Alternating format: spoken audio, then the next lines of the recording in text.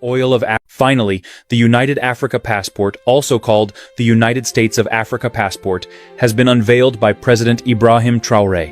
In this video, we explore how powerful this passport is. Watch until the end. No one has ever seen a passport like this.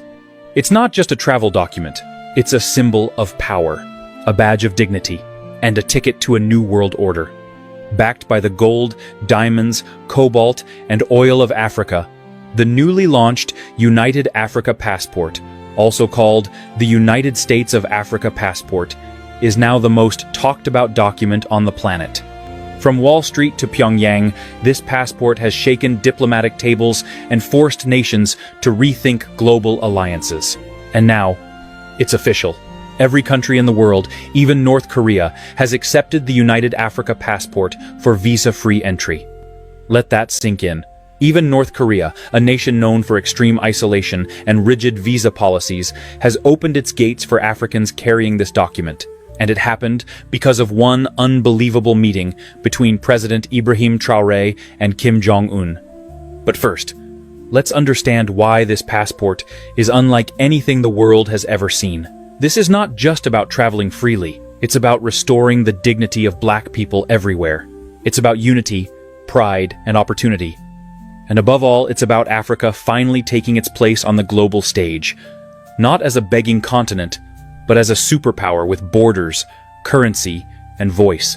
The passport offers something no other document does: visa-free access to all African countries, automatic residency pathways across the continent, free movement for work, education, and trade, and now visa-free access to the rest of the world, including China, Russia, India, Brazil, Indonesia, and shockingly, the United States.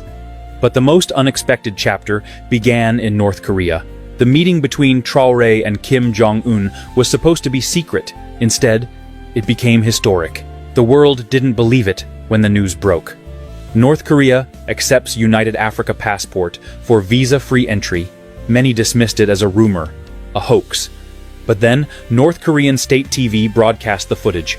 President Kim Jong-un and Captain Ibrahim Traoré, side by side, standing in front of the North Korean flag, holding a dark green passport embossed with the golden emblem of United States of Africa.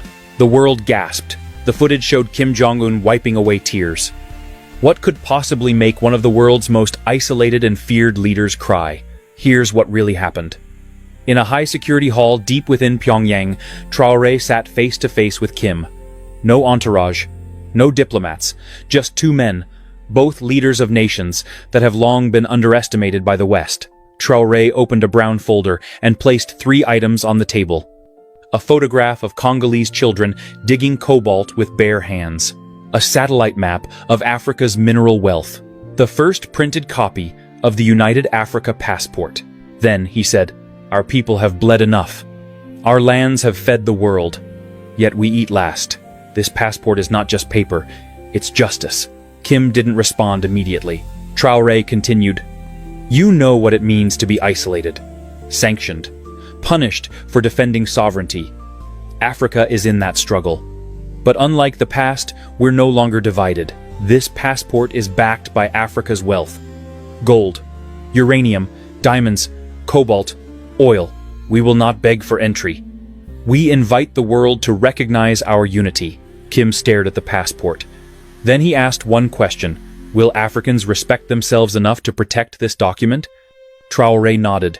This is not a passport for tourists. It is a passport for liberation. Every African who carries it will know the weight of history. That's when Kim broke down. He reportedly whispered, "I see now. You are not building a new Africa. You are waking up the world's sleeping giant."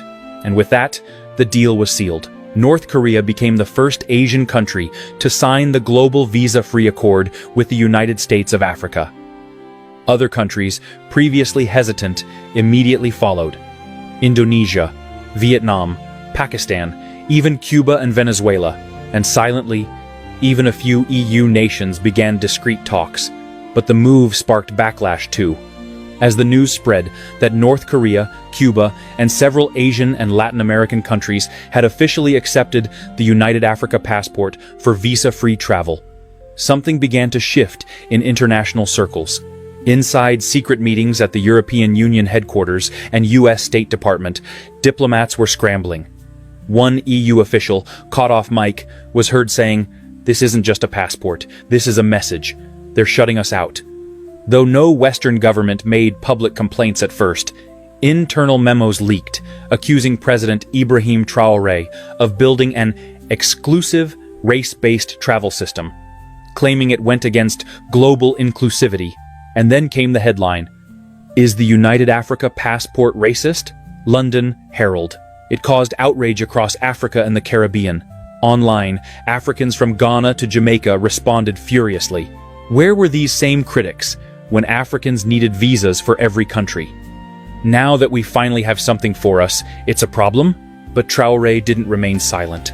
Standing in front of the Monument of African Unity in Ouagadougou, he delivered a short but fiery speech, streamed live across 42 countries.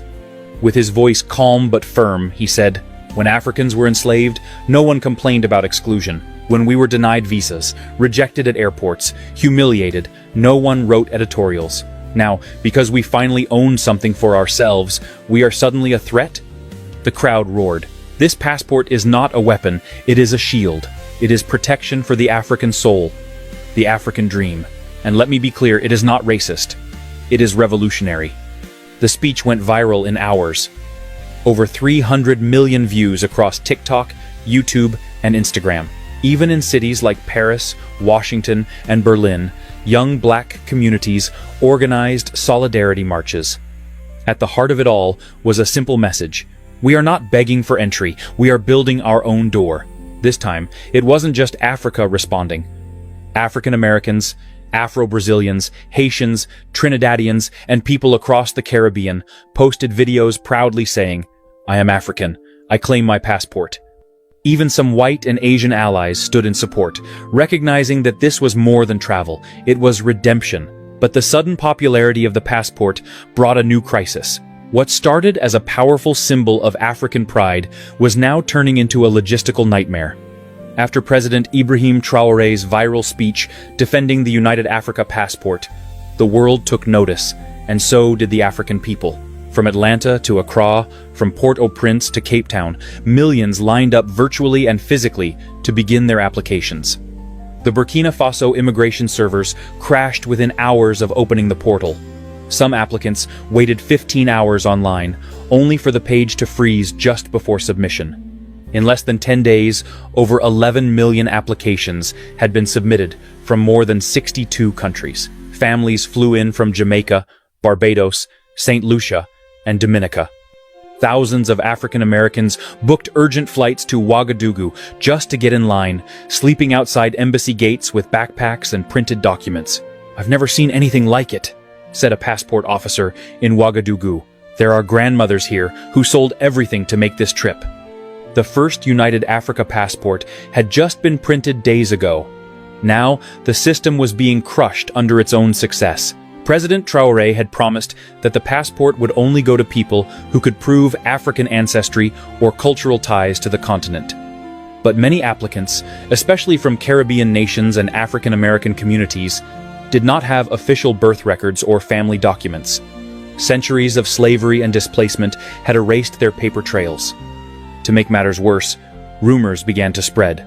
False brokers started charging hundreds of dollars for fast-track approvals. Some even forged DNA results. Traoré had to act. On the night of August 28th, Traoré appeared live again. Dressed simply, he looked visibly tired, but resolute. "To all my brothers and sisters across the black world, I hear you. I see you. We built this passport for you. Not just for Africans on the continent, but for the children stolen from her shores. But we must be careful. We must protect what we're building." He announced 3 urgent changes. Temporary suspension of all new applications for 21 days. DNA verification units to be set up in embassies across 25 cities. A new heritage claim form, allowing people to explain their ancestral ties in writing or video if no documents exist. Your pain has a voice. Your identity matters. We will not deny you because your ancestors were denied. The announcement was met with mixed emotions. Some cried in frustration, especially those who had just arrived in Burkina Faso, but others applauded the move. Online, We Are Africa trended again, this time with videos of people helping each other fill out forms, narrating family stories, or posting photos of grandparents with the caption, "Proof enough." Even celebrities joined in. Afro-Caribbean singers, African-American activists, and Pan-African leaders encouraged patience. But Traoré wasn't finished. He ended his address with a powerful reminder. This passport is not just a travel document. It is proof that we remember. It is proof that we are one. While the world was still trying to grasp the full impact of the United Africa Passport, President Ibrahim Traoré was already working on the next chapter of the African Revolution. August 31st, 2025, less than a month after the passport launch, Traoré landed in Dakar, Senegal, to hold emergency talks with regional leaders. His goal: to lay the foundation for the United Border Security Pact, a plan to remove internal African borders and unify the continent under one system. The leaders of Nigeria, Senegal, Mali, Chad, Ghana, Togo, and Guinea attended the closed-door meeting. Inside the summit, Traoré reportedly delivered a 2-hour speech that left even veteran diplomats stunned. According to sources who were present, Traoré said, "This passport means nothing if we still have fences between brothers. We do not need borders between Burkina Faso and Benin. Between Ghana and Togo, we are one nation, Africa."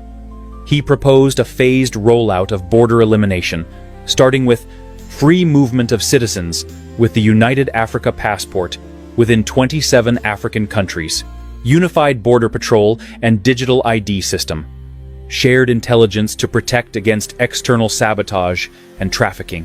He called it One Border, One Africa. Traoré didn't just talk policy. He spoke from the heart. He reminded the leaders of what Africa had lost, not just land and wealth, but time, trust, and unity. We were once 3,000 tribes. Today we are 54 countries, divided by European rulers who are long dead. We are still paying for borders that were drawn with blood, but no more. He paused, looking directly into the cameras, broadcasting across Africa. We will not raise our children to hate their neighbor because of a border created in Berlin in 1884. Tears flowed in the audience. Even hardened journalists said they had never seen such raw emotion in a presidential address. Meanwhile, in the West, the reactions were growing colder by the day. A British newspaper called the United Africa Passport a diplomatic nightmare. A French analyst claimed, "Traoré is creating a continent we can't control." A leaked US State Department cable said, "The African passport must be monitored. It may inspire similar moves in Latin America or Asia." Most shocking of all, in a closed G7 meeting, an unnamed European leader reportedly asked, "Can we make the African passport conditional? Should we pressure African nations to make it inclusive to avoid accusations of reverse racism?" This sparked outrage online, with millions accusing Western powers of hypocrisy. One viral tweet summed it up. "They took everything from us. Now they want to take even the little unity we build for ourselves." At a press conference in Abuja, Traoré responded boldly, "No, we will not apologize for standing together. No, we will not dilute our vision to make the comfortable feel safer. The African passport is for Africans. We are not excluding the world, we are finally including ourselves." He added, "Africa has 60% of the world's arable land. We have the gold, the lithium, the cobalt, the youth, and the sun. If shared fairly, Africa would be the richest country in the world, and now we will protect it." Just when the world thought the United Africa Passport couldn't go any further, President Ibrahim Traoré made an announcement that stunned even his closest allies. On September 15, 2025, during a televised press briefing from Ouagadougou, Traoré stood before a giant screen displaying the logos of over 20 African countries. Behind him was a banner that read, "From the soil to the stars, Africa united." He cleared his throat and said, "Today, we officially welcome the African Space Research Bureau as a full partner of the United Africa Passport." The crowd went silent. For a moment, many didn't understand the gravity of what he had just said. Then he explained, Traoré revealed that Burkina Faso, Nigeria, Egypt, Algeria, South Africa, Ethiopia, and Ghana had formed a new Pan-African Space Alliance, and it would adopt the United Africa Passport as its official ID system. Scientists, engineers, astronauts, and researchers across the continent would now travel using the same black and gold biometric passport, a symbol of African excellence, sovereignty, and innovation. He added, "We will launch satellites, rockets, and data missions that serve Africans first. No more begging for internet access, weather tracking, or GPS. Africa will orbit above just as it rises below." Then came the twist.